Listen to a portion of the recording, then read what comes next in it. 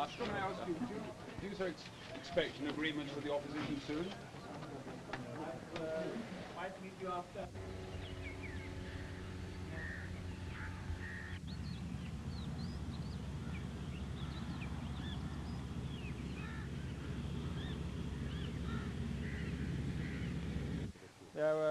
We want to consider those issues and we want to improve upon those issues and include some more because Mr. Bhutto has been telling to everybody that I want to have a dialogue but these rascals don't want to have dialogue with me.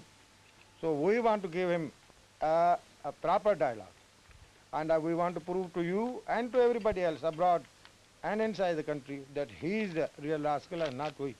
Does that mean, sir, that...